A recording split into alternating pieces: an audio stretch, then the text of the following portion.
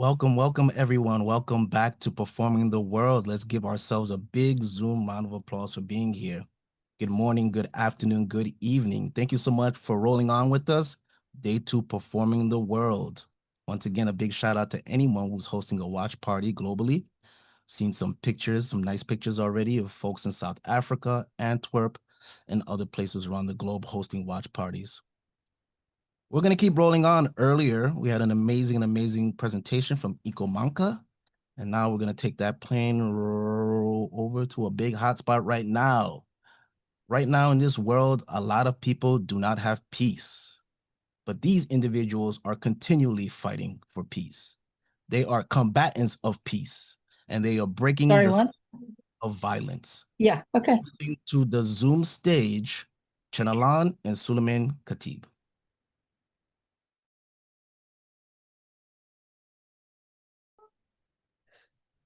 Hi, good morning, everyone. Good afternoon, good evening, wherever you are. We're very happy to be here with you. It's an amazing opportunity for us to implement our main role in activism and theater, and this is to break the fourth wall and to make you all, or to transform you all from spectators to spectators. My name is Chen. I'm from Tel Aviv, Israel. I'm a co-founder of Combatants for Peace. And with me, my brother, my comrade, my colleague, my partner, my co-founder of Combatants for Peace, Suleiman Khatib, who's in Palestine. And literally 20-something more years ago, we were shooting at each other or willing to kill each other. And today we are here with you to present our journey of in the past 20 years, how we've became combatants for peace. Suli. Wow, thank you, and thanks, brother, and thank you everyone for attending and for hosting us also. As Chen said, I'm speaking to you from Palestine. I'm literally in Beit Jala, which is a town next to Bethlehem. Supposedly the city of peace and Jesus and love. And really, I'm also excited really to share our journey, Chen and myself and other people in our nonviolent movement that choose life and choose humanity over dehumanization, over war, and over zero-sum game. We're happy to share our journey with you. Hopefully, this can really enrich, maybe we'll leave you with some questions as well, some answers of what's happening here on the ground. Thank you. Thank you, Suli. So just want to open by saying what we're going to do today with you. We are going to do what we did 20 years ago, the way we founded the movement, which is, and here I'm quoting Alistair Little, a UVF ex-prisoner in North Ireland, our friend, our brother, who was 10 years in jail for killing an IRA fighter. He said to us, in order to know who I am, you have to know who I was. And this is how we founded the movement, on our personal stories. We gathered secretly. We will tell you more later about it, how we did it. But we did it, and our intuition was like in Truth and Reconciliation Commission in South Africa, to tell our truth in the path of violence, to share our violent stories, not in order to ask for forgiveness or to get rid of guilt feelings, but in order to take responsibility to transform our violent past to a non-violent future and a non-violent present. So what we're going to do now is that Suli will share with you his personal story, his personal journey, including the chapter of the violence. I'm going to do the same. And then we will analyze with you our personal stories through the theatrical journey that we have done since then. So we will start with two personal stories, and then we will elaborate more on how theater was a medium that serves us on one hand for truth, reconciliation, dialogue, rehumanization, and on the other hand, resisting or co-resisting the occupation, and fighting and confronting the brutal system of the occupation and the apartheid and the genocide and the ethnic cleansing of the past 2 years. So, Suli, the floor is yours. Thank you, Chen. And yeah, so we'll try like in a shortcut. Of course, it's hard to speak about our personal journey and stories without mentioning like the moments where we are right now. Supposedly there is a ceasefire, but like there is a lot of. I just want to share also for today a second. Um, we had actually a Palestinian and Israeli non-violence demonstration today that met with a lot of army actually this afternoon, this Friday, because now it's evening where I am. So this was really important that many people driving, passing by to see us together, among us the despair and the hopelessness that happening, the settler violence and so many things that happening right now in Gaza and also here in West Bank and in the land in generally. Um, so yeah. So my background, like in a bit of a shortcut, I just want to make sure like you guys hear me, like the voice, the sound is good. Yeah, so my name is Sulaiman Al-Khatib and I born in Jerusalem area. My family has lived in a village 10 minutes outside of Jerusalem for centuries. So I would say my family, I come from a very ancient rooted family in this land, specifically in the mountain of Jerusalem. So carrying a lot of, the ancient wisdom, the tradition, the connection to the land, and a lot of folklore. I played a flute and so many other like local customs and so on that I grew up with. I come from activist family, I would say. And when I was, my activism started really early, like from my childhood almost. When I was 12, 13 years old, 14 years old, I joined the Palestinian resistance. And, at that time, like Ken mentioned, we will share with you that chapter as well. That time, like my um, role model will be, Che Guevara and Arafat and fighting and arms struggle, honesty. So I did everything I could at that time for the freedom and the liberation of Palestine. And that means I did, like raising Palestinian flags on the walls, writing like slogans of Free Palestine, which was all of this is like legal, obviously, living and being under the military Israeli occupation. Um, and then, started throwing stones and Molotov cocktail. And then um, my friend that his family house was demolished by the Israeli army. He was almost like 17 and a half. I was 14 and a half at this point. Stabbed two Israelis. Two Israeli soldiers, they were in vocation actually. That's what we learned later. The two Israelis were wounded. And then a few days later, we were taken to Israeli jail. Yeah, at this point, as I said, I was 14 and 5 months, and I was sent to a military jail. As we live within the military system, um, so the rules of the law is different here than within Israel proper, to say. So people understand what we're talking about. Of course, I went through a lot of psychological and physical torture. I played my role as a good Palestinian guy that feel like really grounded and belonging and in the right side of history and so on. Um, and then back and forth, I was sent to the court, the military court, and I was sentenced to, I became 15 and I was sentenced to 15 years in jail. I spent two-thirds of this, like 10 years and a half. I spent in Israeli jail, like on continuously. During the jail time, my room in my family house was blocked with cement and iron. So my family is like as a punishment for the family.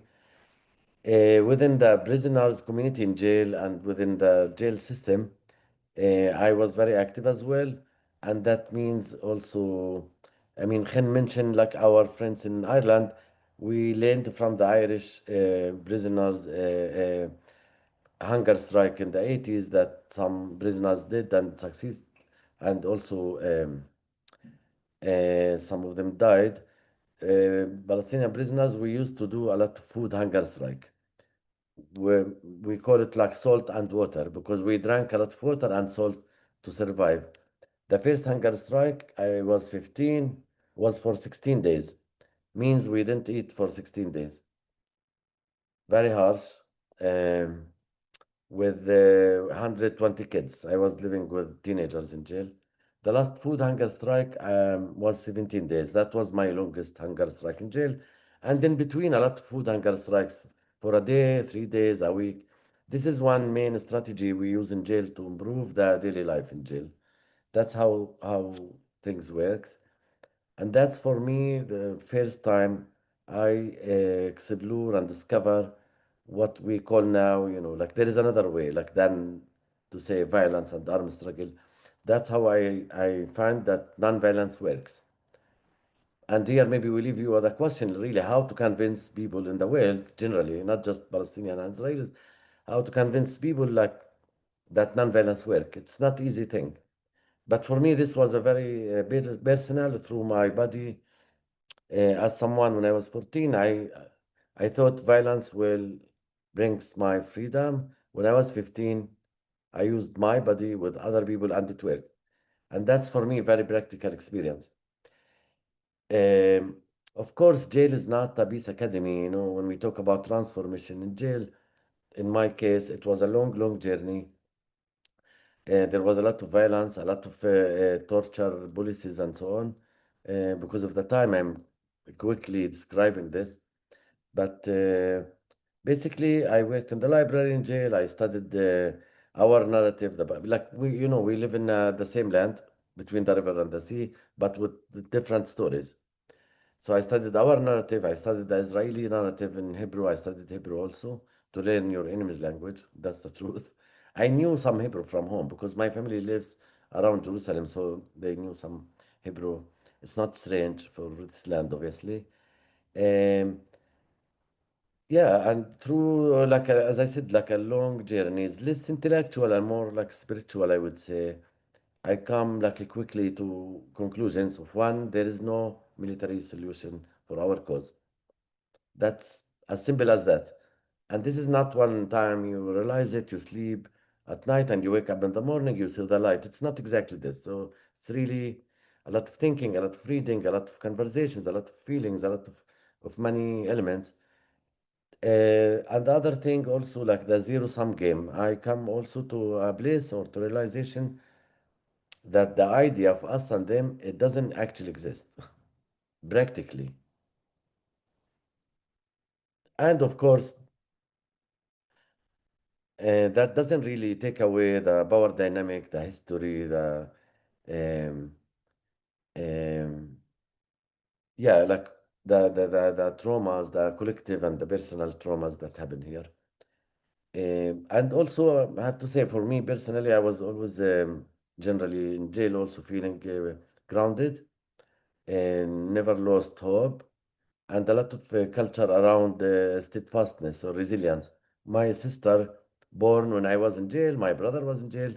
Her name Sumud in Arabic means steadfastness. I grew up with this. Like this is how my family, this is how connected to the trees, to a lot of trees. So I feel very grounded in the land and in this mission of really struggle for the liberation, which maybe at some point stopped at my side of the story or my tribe.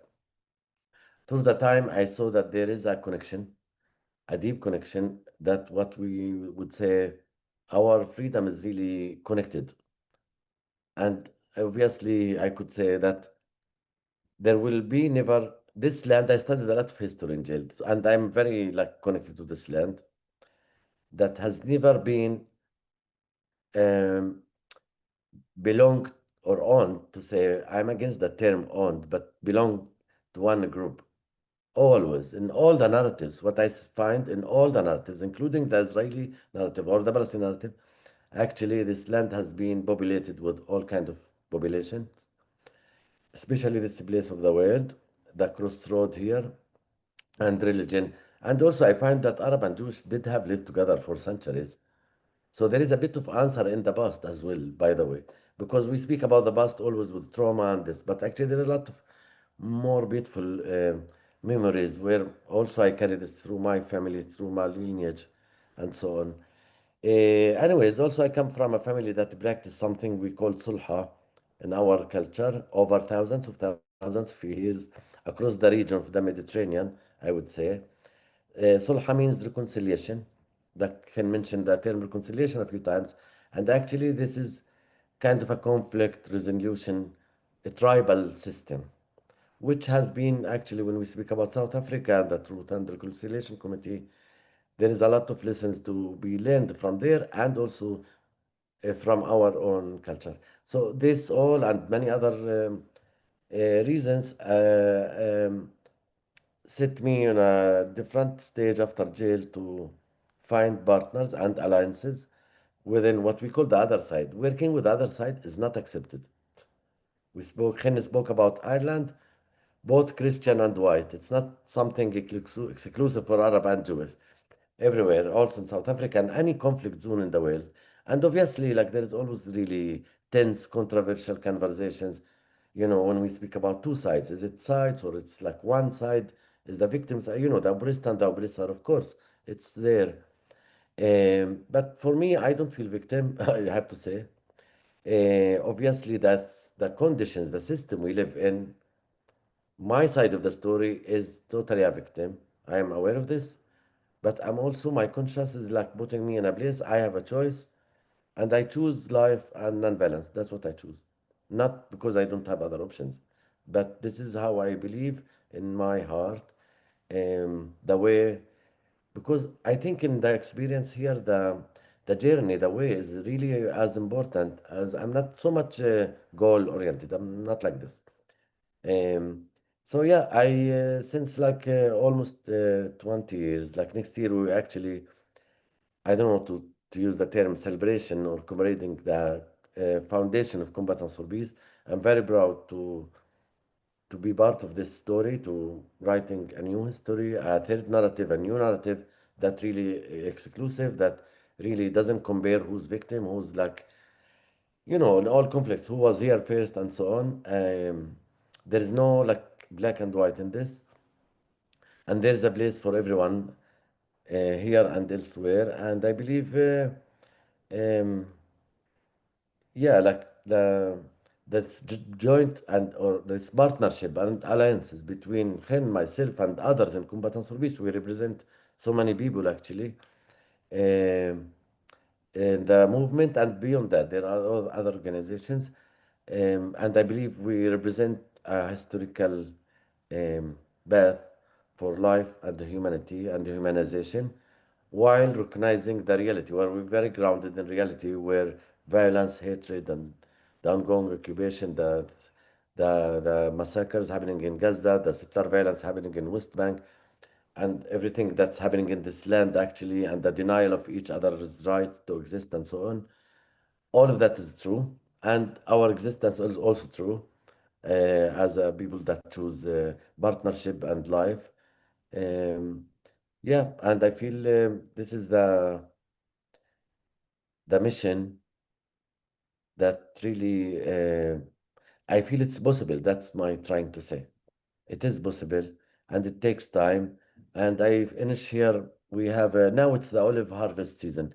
Unfortunately, our demonstration today was actually demonstrating against the settler violence, especially now with the olive harvest.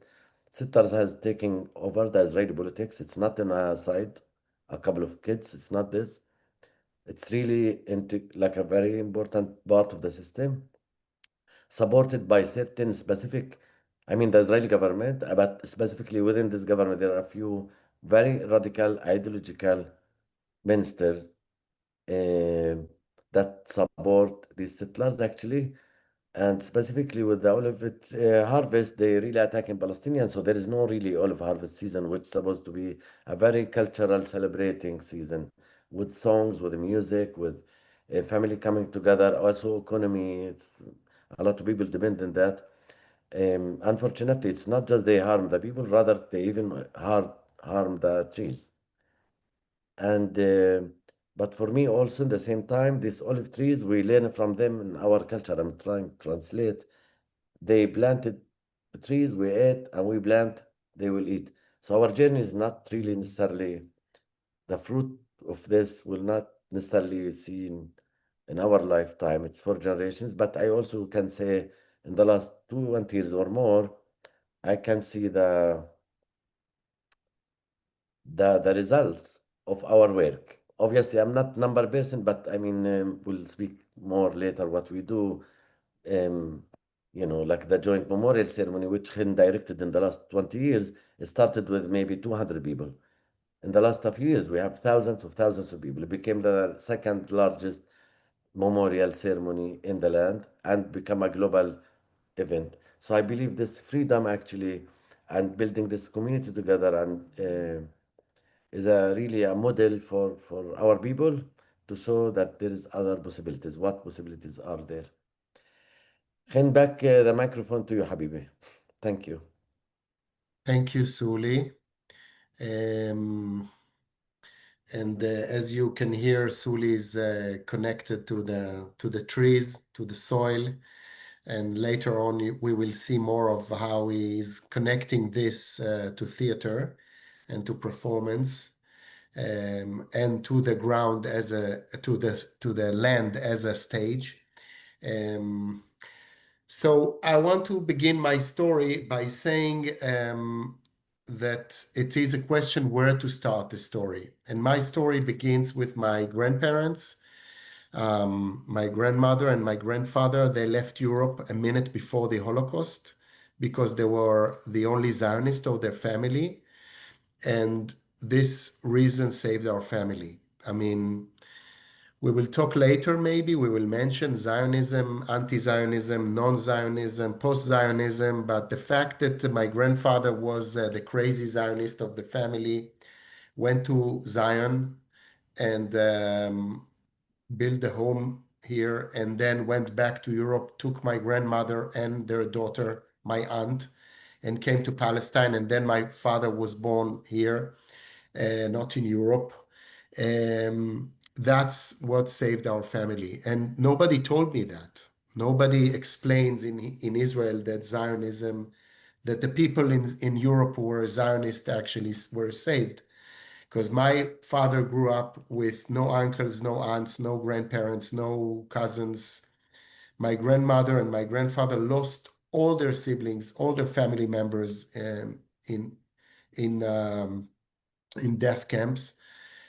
So the message to my father, who was born in Israel, was that Zionism saved our family, and the only implication for that in Israel is the army, the Israeli army, that we never were safe anywhere in the world, and this is the shelter for the Jews. We should join the army, serve in the army.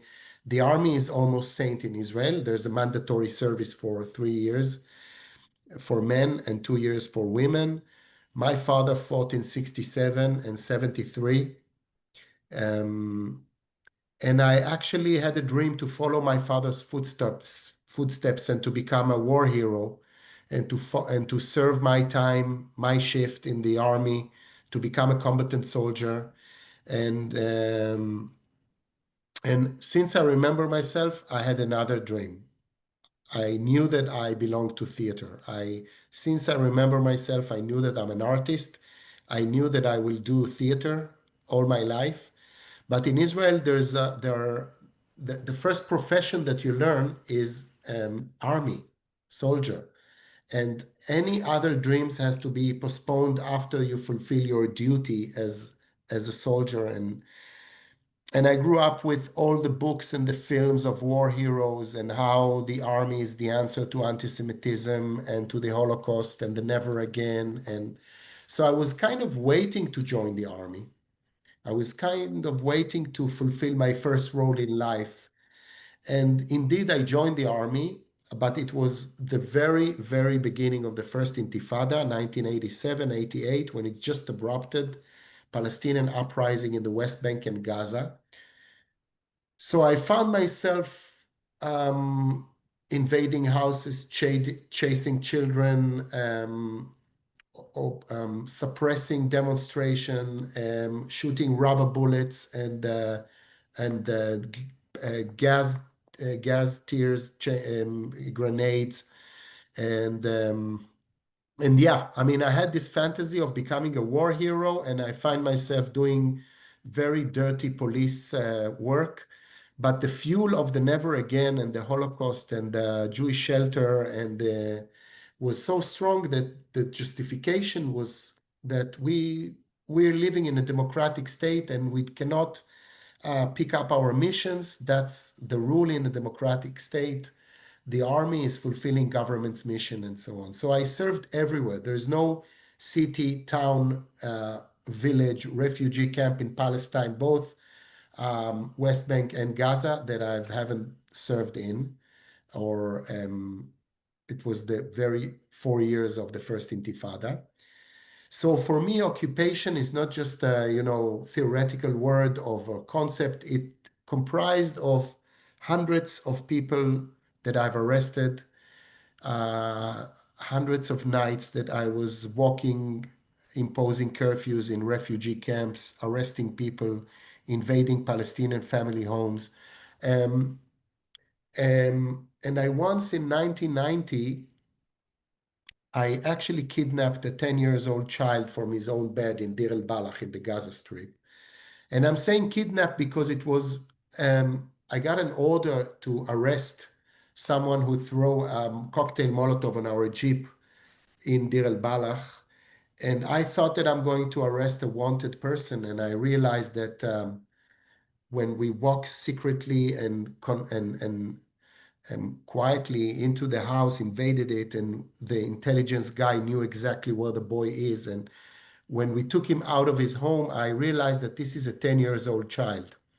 So I understand that something is wrong here, but the fuel and the justification and the never again, it is so strong that that I was able to integrate these two characters in me.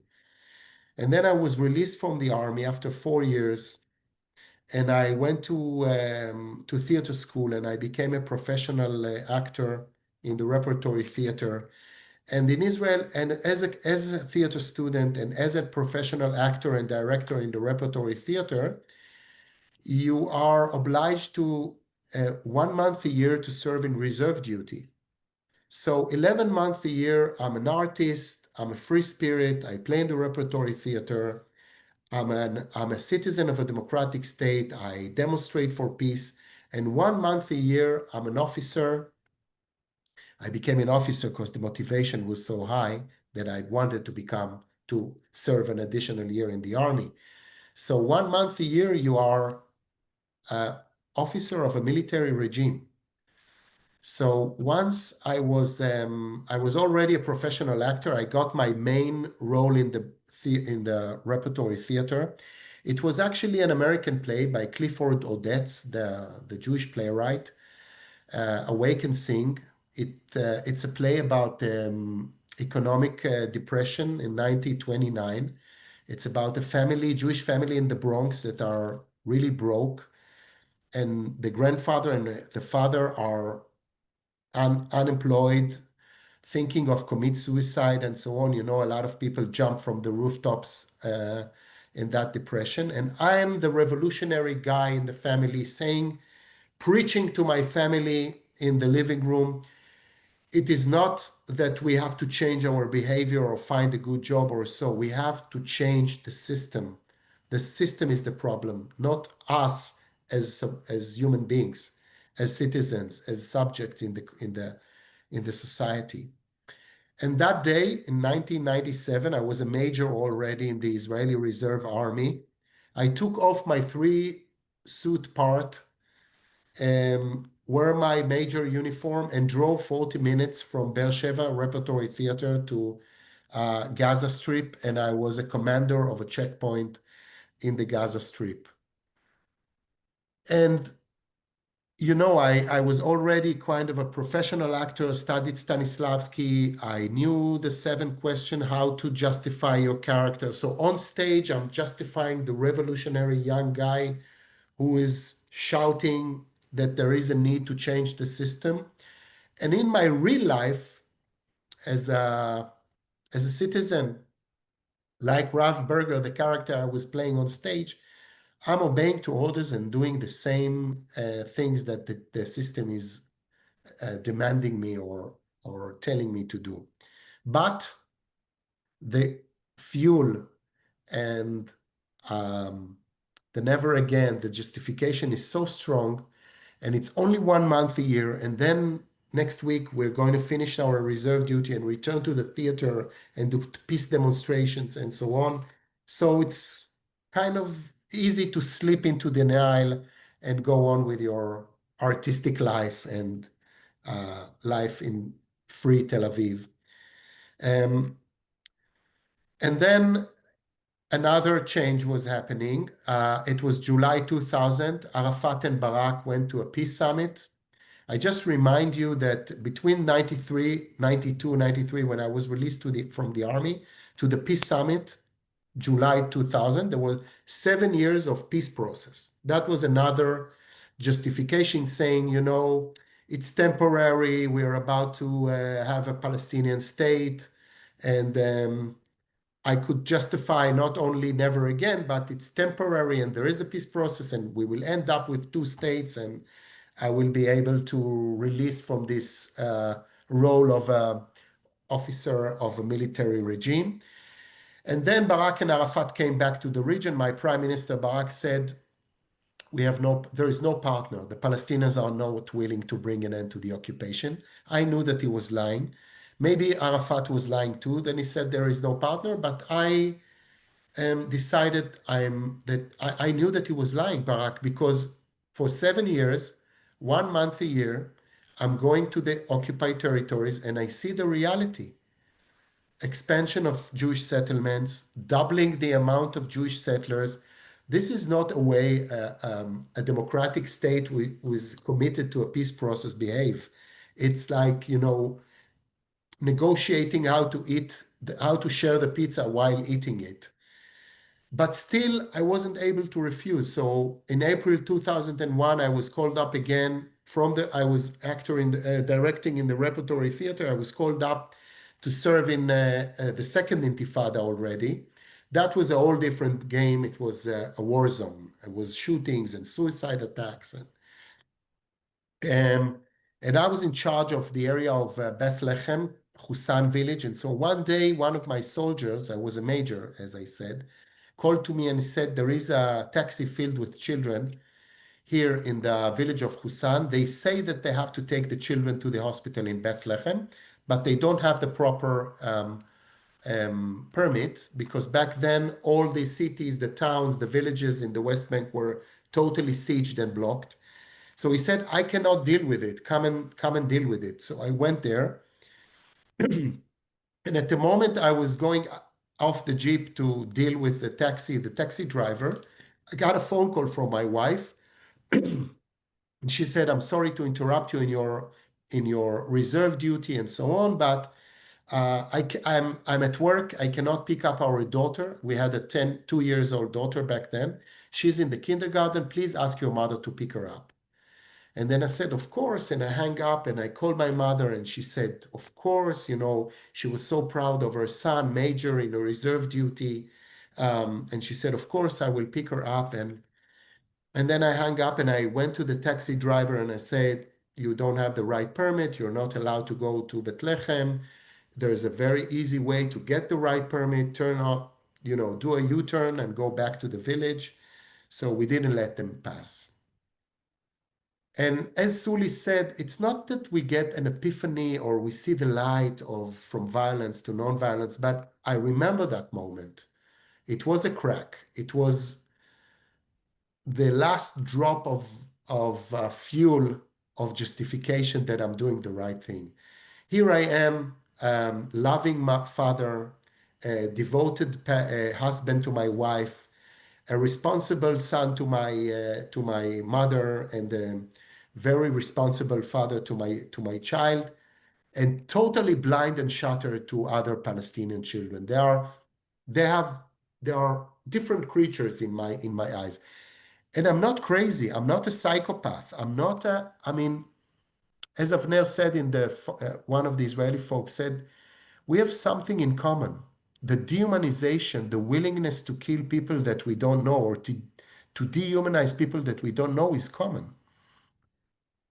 And then I decided that I'm not doing this anymore. And the following night, we demolished a Palestinian house. I was participating in a demolition of a Palestinian house in the village of El Khader, who's Suli and my brother Jamil, the Palestinian coordinator of Combatants for Peace, live there today in El Khader. He's from El Khader. And that night was the last night I served the occupation. I came in the following morning to my partner and I told her, I'm not doing this anymore. Even if I will have to sit, to life sentence, I'm not doing this.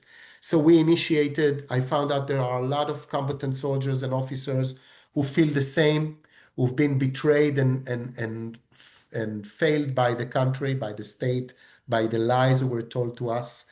And I decided to refuse, and we organized, and we published the letter to the Prime Minister and the Minister of Defense and the Chief of Staff of the Army that we are willing to refuse to serve any cause of the security of the state, legal security of the state of Israel, but we are refusing to serve the occupation, to starve, humiliate, oppress 3.5 million people under the occupation.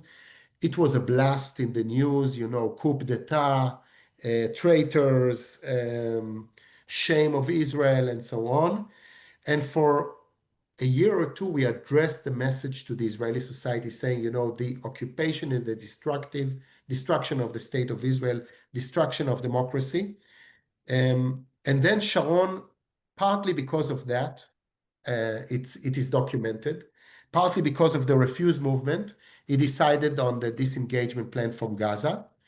And then our refusal was useless anymore because the Israeli debate was only about whether soldiers will refuse to evacuate Jewish settlers from Gaza or not.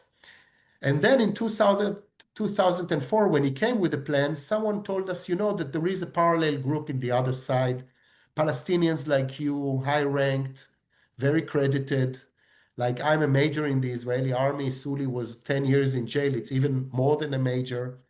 And they said this group of people are against the suicide attacks, against the armed struggle. They, as Suli said, believe that there is no a military solution, and they believe in nonviolence. And we started to meet secretly in East Jerusalem, in secret place. It was the first time that I went to the West Bank without a weapon. We were sure that they are from Hamas and they will kidnap us. They thought that we are from the Mossad and we will try to make them collaborators. And what we had in common is our violent past, our honesty, our truthful transformation from violence to nonviolence. We both knew that we are not going back to violence, whatever the cause will be. And we started, as I said, intuitively to work with, one hand, the Truth and Reconciliation Committees from South Africa, sharing our stories. And on the other hand, we started to develop our strategy against the occupation, how we are going to implement our violent past and the transformation to nonviolent, to a mutual joint struggle against the occupation and the apartheid system. And we based everything on the personal story. And now I want to share with you just few theoretical elements about like my personal story and Suli personal story, and the documentary Disturbing the Peace is based on this chapters of personal story. Des, if you can show the slide with the chapter. It's we both begin with the previous generation. Suli mentioned his grandparents in the village. Des, can you show the slide with the 6 chapters of the personal story, please. Yeah. So we both started with the previous generation, the foundational myth, ours is the never again. The Palestinians is that this is our homeland. Somebody infiltrated and trying to push us out or occupying it. The upbringing, the education into there is no way other than preserving our identity, our history, and to protect it. And the meaning of it is, in the Palestinian case, to resist the occupation. In our case, is to join the army, which means initiation into the violence. And then there are the experience in the violence, and I'm adding here the trauma. Then there is the transformation from violence to non-violence. Suli went it through jail. I went it through the West Bank and the military operation. And then we both mentioned the transformation from uninational to binational. We both understood that there is no way to address the messages to our society and to find a solution. We have to do it together. And I want to talk to you now about the 6th transformation, which is not only using nonviolence for dialogue, reconciliation, rehumanization, and co-resisting the occupation, but using it, thinking about it, breathing it as art.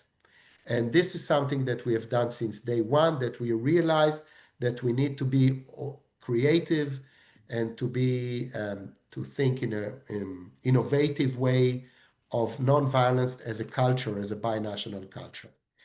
So, Des, can we show, please, the link to Shufa?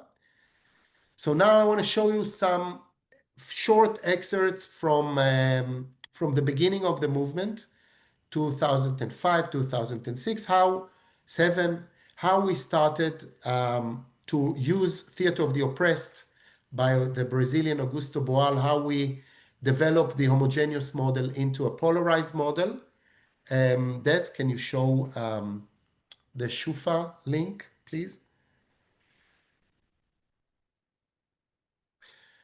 So how we do it, we collect stories from Israelis and Palestinians about the occupation, which is the source of violence, and then we create scenes, and we perform it indoors, outdoors, site-specific, in checkpoints, in roadblocks.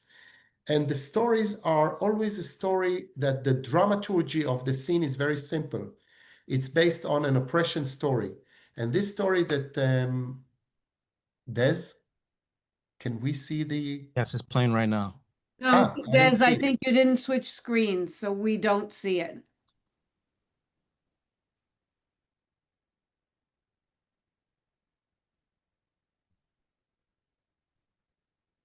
So I just want to say that we are, in general, there is a scene, we perform it in a site-specific on the roadblock between Izbet Shufa and Shufa. These are the images. You see the white houses in the background. This is a settlement, Avnei Chefetz, a Jewish settlement, that because of it, they blocked the village. We are on a roadblock that actually blocks the village from 2 parts of the village. We are performing, this is a warm-up, theatrical warm-up that we do with a polarized model of 50 Israelis and 50 Palestinians. And this is the scene about the grandchild who's trying to get his grandparent back to the village from the hospital. And the soldiers are preventing him because the village is divided and blocked. We open up the scene to a forum theater. And then you see the officer is invading the stage and trying to arrest the Palestinian actor who is playing the officer and we are trying to present his arrest. And this is the intervention of the reality in the scene before the audience is invited to transform from spectators to spectators and to intervene in the scene and to replace the Palestinian character. So we compromise and we did what the officer demanded us before he arrests the soldiers, that the Palestinians will take off the Israeli uniform. And we did it, and we asked the audience to use their imagination as the Palestinians are wearing the IDF uniform, and the Israelis were allowed to wear so kind of intervention which makes the scene ridiculous, totally ridiculous. And this is you see the audience is participating, is invited to the stage to take part, to replace the characters. And it all happens with the backdrop of soldiers, settlers, and the spectators of Israelis and Palestinians in the audience. We are inviting actors from the audience to replace the characters and to find a solution to the oppressive situation on the stage, in action, in a creative way. And that opens up afterwards, after the army is leaving and the settlers are leaving. It allows us to have an open discussion of Israelis and Palestinians about what is the occupation, what it's built of, what are the strategies, the tactics, how can we develop nonviolent struggle against this, what is violence and what is nonviolence for the Israelis and the Palestinians, and so on. This is another demonstration theatrical part, again, in a different roadblock. We are showing another scene of a farmer who got a house demolition order. And again, we are kind of a pop-up forum theater in a roadblock, in a checkpoint, inviting the Israelis and the Palestinians who, some of them are, as you see, just walk by because the village is blocked. And some of them are combatants for peace members or supporters who are coming to our pop-up forum theater shows and intervene on the spot and replace characters and so on. Thank you, Des. We can take this off. So this is just one example of how we use theater and personal stories, and we share them, and we mixed characters. So Palestinians and Israelis are playing Palestinians and Israelis and so on. And this is all, we have done that along the years with Theater of the Oppressed, techniques, forum theater, Rainbow of Desire, and others. I won't go into details. I just want to show you now one scene from a documentary, Disturbing the Peace, from 2015, that in that case, we've created a bread and puppet performance, which is not Theater of the Oppressed. It's another technique that we used. Bread and puppet, Robert Schumann, Vietnam War, resisting on the ground with huge puppet. We've created a scene that actually inviting the occupation perform its ridiculous role and violent role in our creative, innovative scene that we've created. Let's watch it and try to see how we use the land, the fence, our civilian roles of being occupied and being occupiers from different sides of the fence, how we embody our role in this theatrical scene in the reality, and inviting the occupation to perform itself as violent and ridiculous. So now, Disturbing the Peace, this excerpt, Des, of 6 minutes with sound.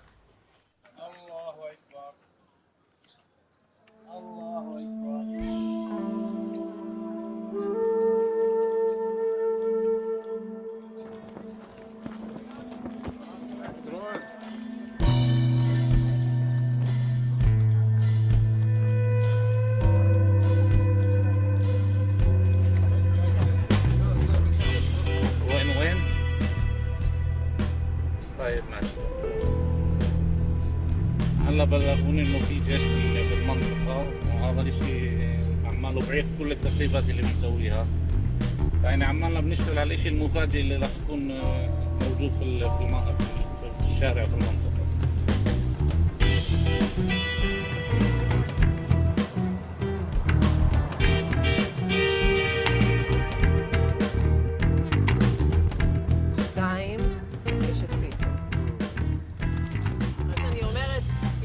פה היום, האומות המאוחדות, כדי לדון בהצעה שיושבת על שולחננו, הכרה במדינה פלסטינית או דחייה.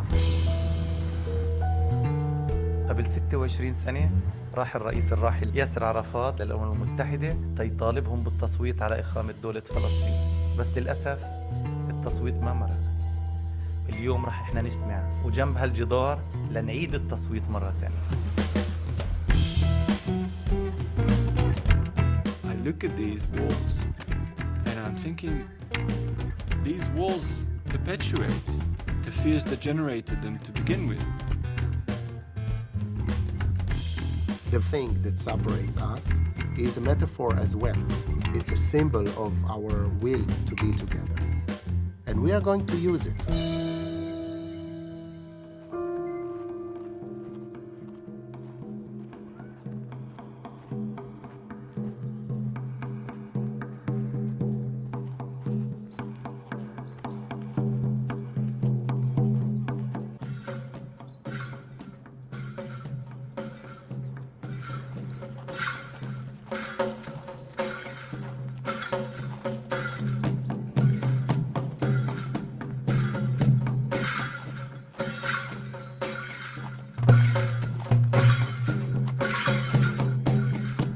ישראלים מגיעים לחלק של החומה ממערב, פלסטינים מגיעים ממזרח, ואנחנו הולכים פשוט להיפגש כשאנחנו רואים אלה את אלה משני צידי הגדר.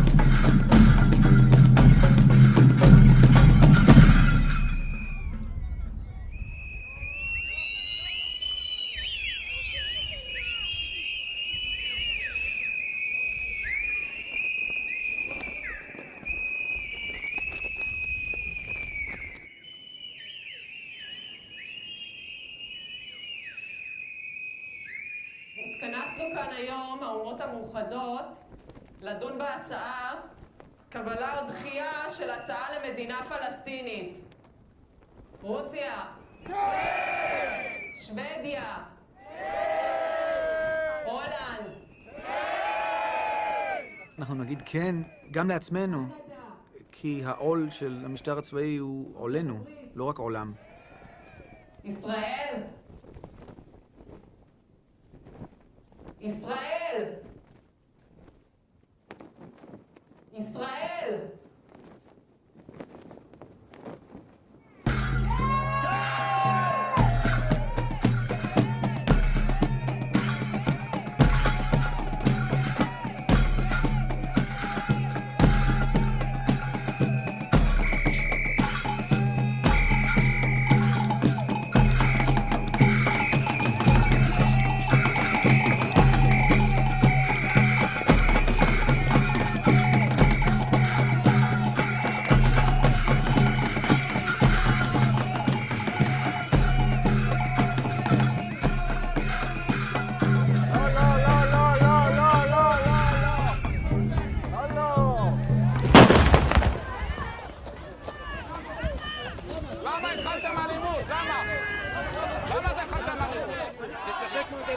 הם רחוקים מהגדר. הם רחוקים מהגדר. זו הפגנה לא אלימה! זו הפגנה לא אלימה! הגדר לא תפריד אותנו! הגדר לא תפריד אותנו! הגדר לא תפריד אותנו! שימו לב מאיפה האלימות מגיעה.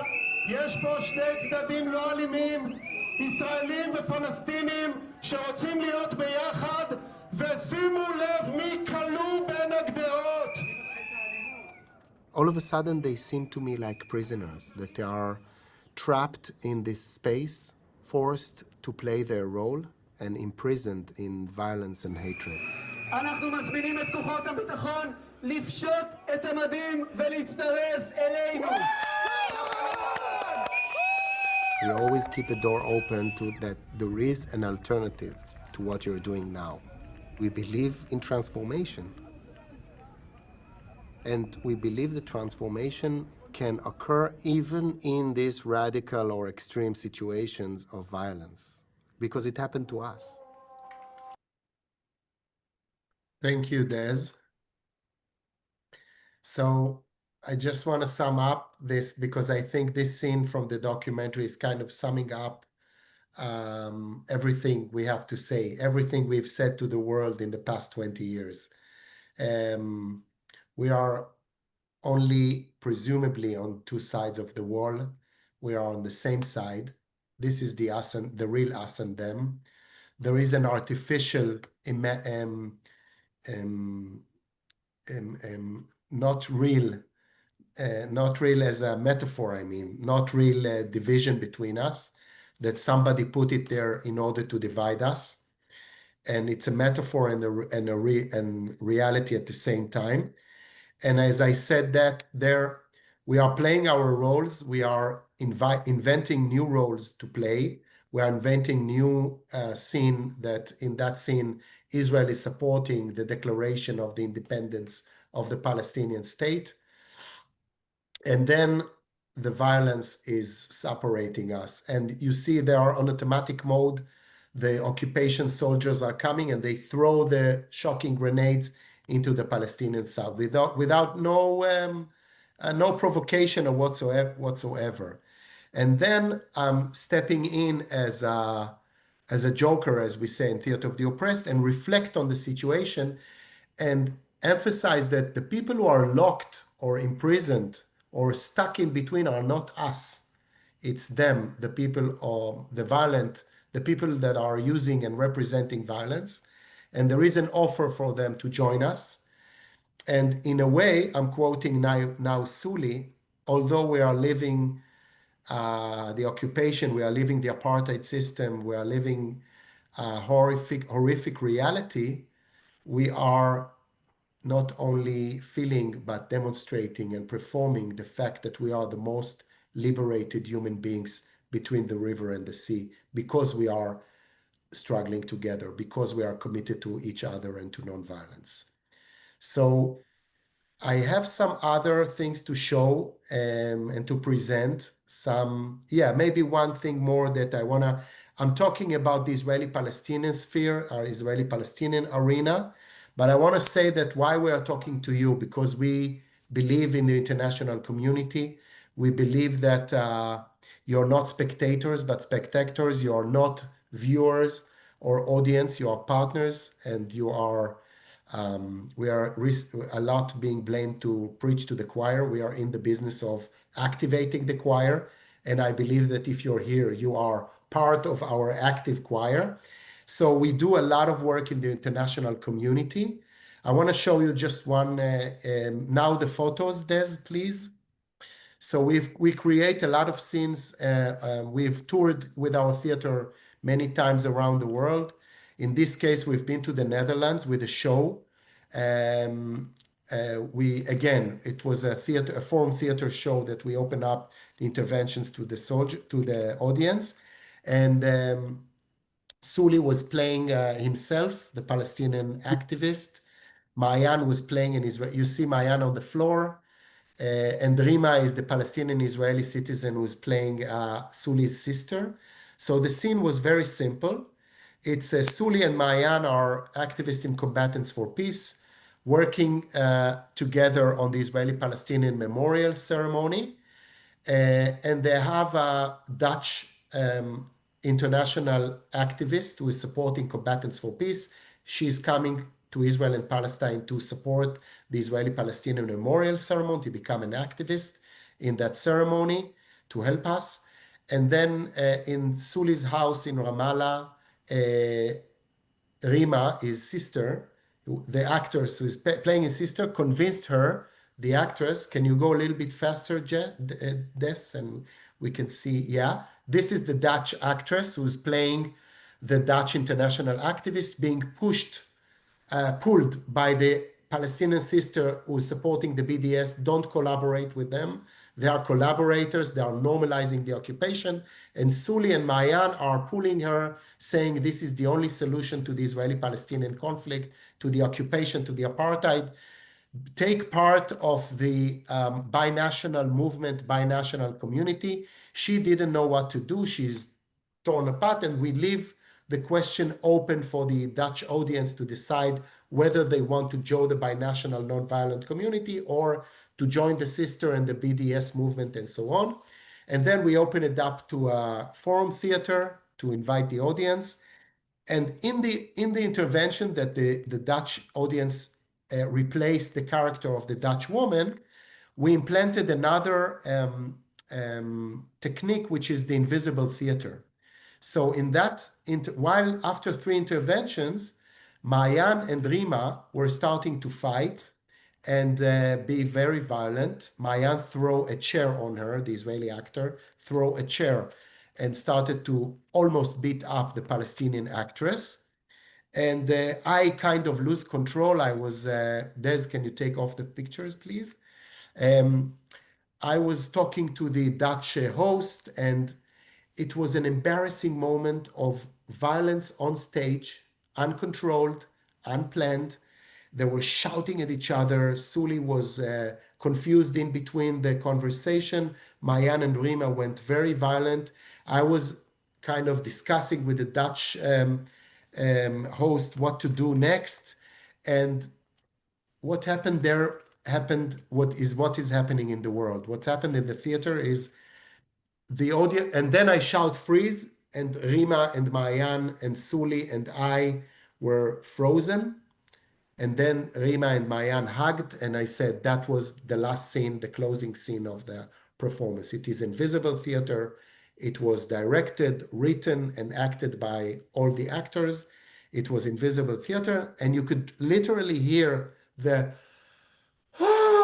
exhale of the audience, and then we asked them, why were you paralyzed? And then they were honestly reflect on the scene, and they said, at the minute it got messy and dirty, we thought, what, these animals from the Middle East, they come to show us how to do peace, and they immediately, deteriorated into violence. We didn't want to be part of this. We thought you and Suli are the leaders of the group, solve the problem with Maayan and Rima. They said we were paralyzed. We didn't want to be part of this. We didn't see any solution. And it was kind of reflection of the international community role. And we activated them in this way. Or at least we asked questions about what is the role when we are just observers, when we are paralyzed, when we have to trespass and intervene, how to intervene. What does it mean to be part of the collaboration? What does it mean to support the boycott or one side, and so on? So we've raised the questions. We don't have the answers, but we've raised the questions through theater in the international community. And I will stop here because we have some other things to show you, but we want to make, as we do in forum theater, we want to open up to questions and to Q&A, to responses, and to create a dialogue in the last 25 minutes that we have. So thank you very much, and we are keen and curious to hear you. People could put questions into the chat or use the raise their hand function, and Chen and Suleiman are actually going to gather a couple of questions and then answer them. Yeah, I think it would be nice if people actually speak. Like, we prefer the people interact with us than the writing, just to say. But it's also an option. Yeah. Okay. We have a question from Melissa. Melissa, you could take yourself off mute. Oh, no, okay. Okay, we have a question from Lou. Yes, hi. I want to first thank you and salute you for your courage, Chen and Suli. And I recently saw Ilan Pappé, who is the expatriate Israeli historian who has written so movingly about Palestine. And he was asked to speak about what it meant, or how he came to take the position that he took and what it cost him. And he spoke very movingly about that. And I wonder, Chen and Suli, if you could talk a little bit, say something about the way you the price that you have paid for taking the heroic positions that you've taken.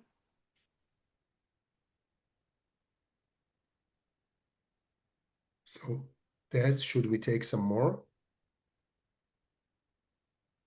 Sure, if you would like to do that. Yeah. Yeah.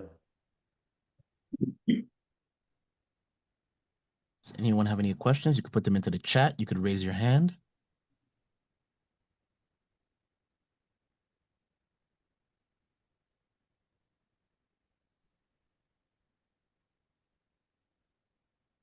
Okay, so we can begin. Sully, why don't you? Two people. I saw Jan and Thecla. Des. Okay, so we have Thecla. Hello, can you hear me? Yes. I am moved is a word, but impressed and taken to another place by your presentation. And I do wonder about what kind of patience it must take to use theater and your lives to make the kind of statement that you're making internationally. And how do you experience the impact you're having given the world that we're currently in? I mean, I feel, I'm here sitting in the Bronx. I heard Chen, you said one of your relatives from there or someone you know. Right. And I'm from Trinidad and Tobago. And I find it, the fight under the thrust that you are working with is something that the entire world needs to be involved in. And I don't know how to sit in the Bronx and be with you in your struggle. Yeah, that's really so I want to know, how do you grow and keep growing your patience in the actions you can take? That's it.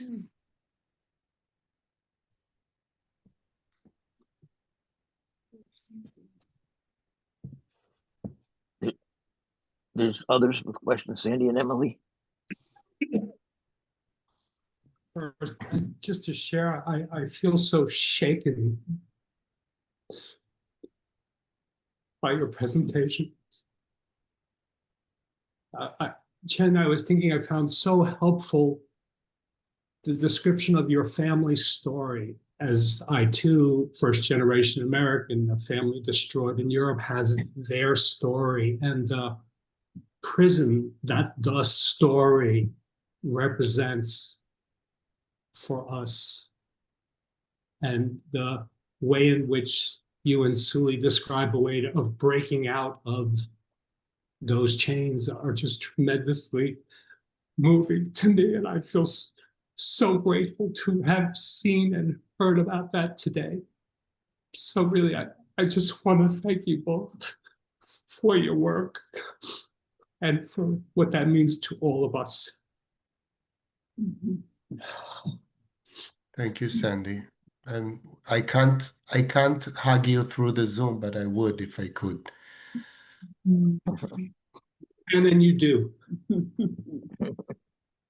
Chen and Suleiman, I learned something so profound today about seeing you do the personal and political, and how you took the history, which is your personal history, which is the world history, and you discovered the impassable contradictions that led you to see one world and one peace. And I think that this honesty of saying all of the experiences of your life, which is our world history, That's how we are going to transform and go forward. It's very important, and I wish that you could tell the whole world about this and want to help you do that.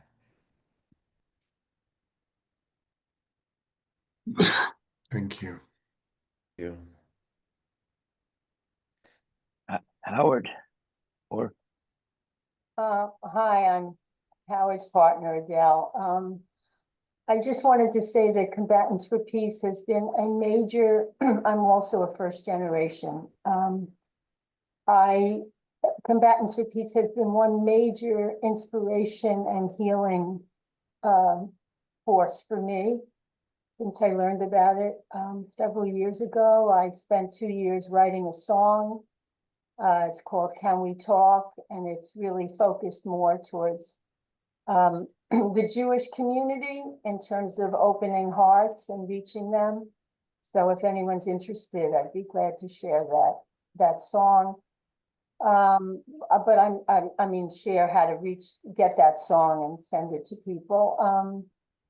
I am just so struck. I have never seen your theater work, and wow, it's just finishing the job for me. How, I've read about 5 books since October 7th, and you cut through so much.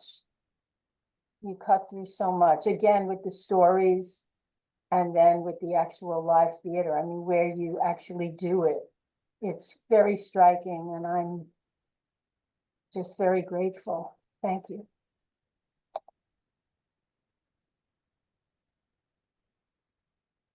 Carrie? I was seeing if they wanted to respond, given a number of people had spoken, but I can, I share what everybody said, and I was wondering if you could share more. From what I'm hearing, it sounds like you've taken the Boalian approach, the Forum Theater approach, and made adaptations, changes for the situation you're in. And I'd love to hear some of both what that has been and some of the process you went through to make those changes. You called it, right, in a polar, I can't remember the language you used. Polarized model of theater of the Yeah. oppressed. I found it, I'd be very, very, very interested, because as much as I've appreciated Forum Theater, I have often felt it was in a box itself. And so I'm interested to hear what changes you've made and how you've made them.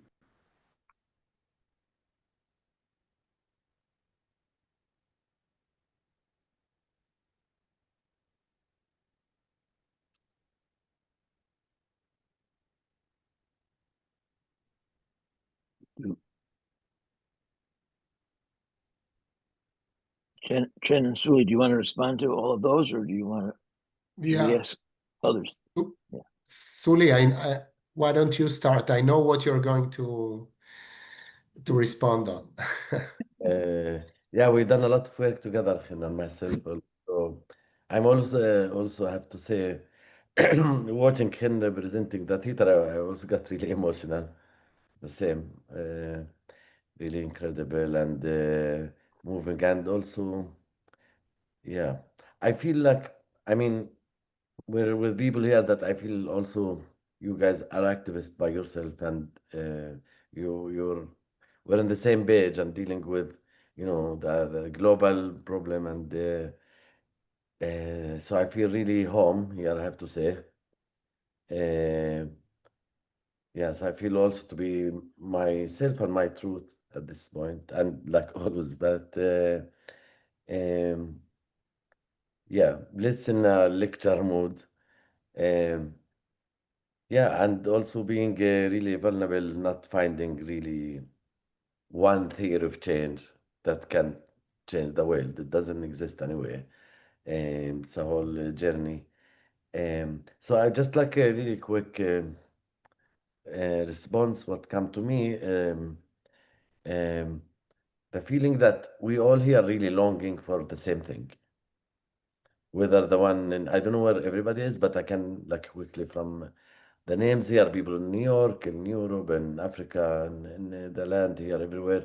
We're all longing for really liberation, really, and for goodness in the world. So we studied a lot of nonviolence communication as well. Maybe this is another thing. that actually we learn about, the needs and the feelings of all human are just the same. Um, Maybe not all the time. Some of the people at this point maybe has more survival need, and that's the power dynamic that we have really to speak to it in our case and our cause. And I really personally don't think we can separate from the personal from the political, the personal from the community. Like when we speak about trauma or about healing, about all our, it's really all connected in my eyes. Like now, yeah, I spoke about the Holocaust. Like I forget to share with you, the first time I saw Schindler List was in jail. So I'm sharing this little story with you that Khen knows this. I shared this. I was in a room in jail. After a couple of hunger strikes, we achieved TV, but with a limited channels, was Israeli channel. So when the Slender List movie came out, I knew about the Holocaust. I read books, but in jail. But so I was in a room with like a really 10 Palestinian prisoners that were fighters before, like long years in jail. What we call like a VIP prisoners, like a serious fighters. Um, so we turned the light off in the room to watch the movie at night. Um, During the film, actually, everyone was crying, including myself. And this is really the complex like moments for us. We are in jail, the grandsons of these people in the Holocaust that we feel so much empathy with. And like the gentleman here asked how to improve the people spoke about like how we all have really empathy points. We all have it all. I don't really, and then we have to turn the light on. Everybody was crying, and then we have to ask the Israeli police to bring us hot water because we don't have hot water in the room. It's a whole of this mess. I think I'm trying to say the us and them is really problematic because the good guys, the bad guys. I learned that we are the same people, Lakhin, myself, every one of you, we're the same people that once upon a time we used violence, we othered the others, and we are the same people we adopt non-violence and so on. I mean, unfortunately, humans are able to do that. Fortunately, unfortunately, let's recognize that.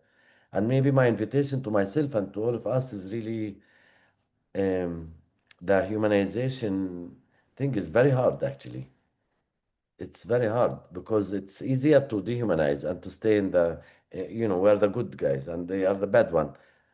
Um, so it's not so much a really intellectual thing. It's a lot in the spirit, and that's why I believe in the activist circles we have really to balance the inner work and the outer work. And I think part of the answer of some of the things I heard here and some of the questions really um, ongoing work. This is journey, like an ongoing work of healing and grounding and also like even the question like the price we pay. Of course, this is not a mainstream ideas. These are not a mainstream movement.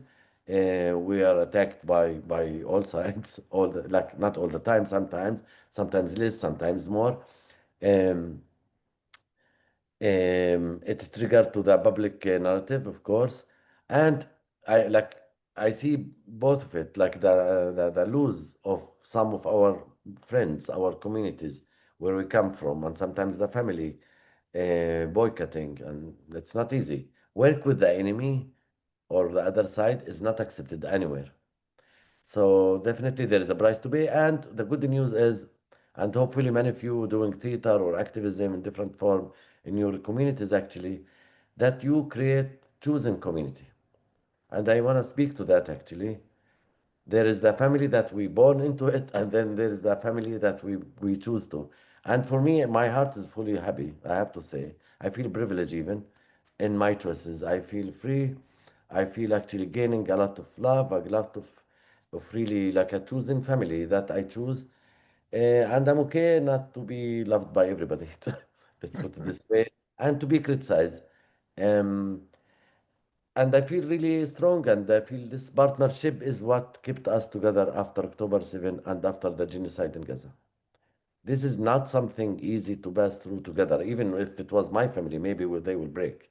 So the fact that we, Khan, myself, um, Jamil, Rana, Ahmed, Avner, Maya, like the core group of combatants for peace that came together after the atrocities of October 7, specifically, and the atrocities of October 6 and before, and the atrocities of October 8 and before, after. The fact that we could speak to each other with tears and anger and but just what saved us, I think, of course, the trust that we did over the 20 years we built, but also to come as full truth. For me, this is the real peace work. This is the freedom I feel in combatants for peace. I don't hide any part of myself. I don't suppress part of my emotions, my belonging, my identity, with love and hate and everything. So same, I can speak to Khen as well. Like the frustration, the fear. We recognize all the picture. Um, I think this is really what made us stronger, and competence for peace nowadays is much even stronger than before. And at the same time, it was also true, like holistically, the hardcore, like people that want to fight forever, also getting stronger. Both are true at the same time. So I think I'm trying to think in the what you call it in English, linear. It doesn't work. Like this is that all of it is really true, and our rule became much more important with this darkness now to show like a bit of hope, like practical hope, like a grounded hope. It's not like really la la land just and yeah. So I feel maybe in a personal selfish I feel fulfilled also of things I'm doing. I feel blessed like of my journey, and I embrace all my journey, including the jail time, including the violence time, all of this. And obviously, I'm happy that all of it led me and my friends and partners and allies where we are right now. And I think that's why we have a mission to bring our people, and our people freedom is connected. As I said again, like the collective liberation is our like fuel to bring our people really into life together and recognize and to see our people and to see their needs and to really all with love. I just really believe I'm a bit of Sufi, like that spiritual part. I really believe in religion of love, where that comes from strength. It's not like weakness, as people see love and forgiveness and non-violence. And we come from the land that also many, I'm not religious, not of us, none of us, maybe not me, not him, but others. A lot of our cultures really bring like opportunities for forgiveness and for love as well. So I feel really blessed to be in this partnership and in this community actually, and I'm not sorry of losing anyone or getting criticized or getting threat or anything or any price that could be paid. I'm fully happy in a way. Yeah. Thank you. Hen? Thank you, Suli. One of the privilege that we have by getting rid of the zero-sum game and the us and them is that Suli can answer for both of us, that we've transformed, that we always say that. We didn't say today, but we are mostly proud that we got rid of the uninational psyche, which is, we have, both of us have a binational mind, binational heart, binational compass, binational conscience. So in a way, I feel that Suli, I'm fully trust Suli to reply the full Israeli-Palestinian answer. I just want to touch on one thing that was not mentioned, is that I think it was mentioned by Thesia, the second question, that the whole world, some of you said that the whole world should see that, the whole world should witness. Steve Apcon, the director and the producer of the documentaries that were done on us, say that it's not about Israel and Palestine. You know that, you sense that, you feel that. It's about any dispute, conflict, dehumanization, polarization in the world, and it's true. And I think that's the efficacy of this journey, is that we found out we're not alone. We are able to change, to transform other people, and our conflict, our dehumanization belong to all of you. So we kind of create oneness. I won't be able to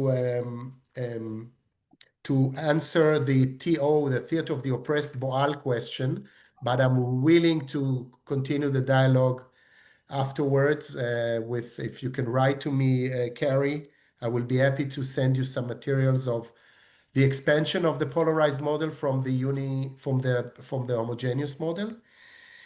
And just to end up by saying that it was an amazing encounter with you, not only the emotional one and the feeling that we are on the same, as Suli said, we are on the same page in terms of longing and humanization and conscience, but we are, I think most of us really internalized and embodying the fact that there is no division between art, activism, and therapy, and spiritual. We are all, I mean, when in its best, this process is intertwined and nourished. So I think that if there is a bottom line for Combatants for Peace, or for Suli and me to leave you with, is that art, humanity, activism, therapy, spiritualism, they are all one form of oneness, humanity, and I hope that we are embodying it for Israelis and Palestinians, and embodying the future. So thank you. Can I just say something really quick? I'm in Harlem with people in a center for older adults, and we're honoring Dr. Martin Luther King's commitment and work for peace and nonviolence. And we wanted to give you a message of support and love and thanks for all that you're doing. And we will be creating our mental health and reading a poem with the words of Dr. Martin Luther King. So thank you very much. Our love to you. Thank you. Thank you. Thank you. Thank you, Jesse. Yes, and thank you, Chen and Suleiman. Let's give them both a big Zoom round of applause. Thank you so much for sharing everything today. Thank you. We're going to open up the whiteboards. This is give everyone an opportunity to just share your thoughts, feelings, what resonated with you, anything that's on your heart after this session. I'm going to take about 2 minutes to just keep meandering in the mess. And Suleiman and Chen, this is open to you too, if you want to meander in the mess.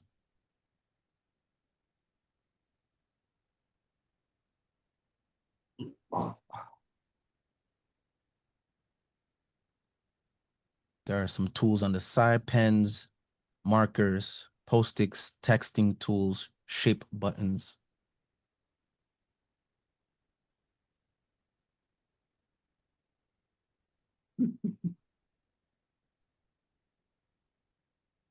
I'm going to go for 1 more minute.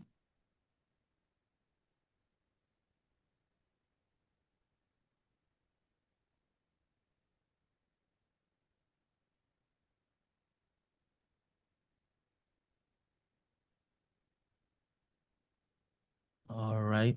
Thank you so much. We're going to close the whiteboard. You start putting your last things.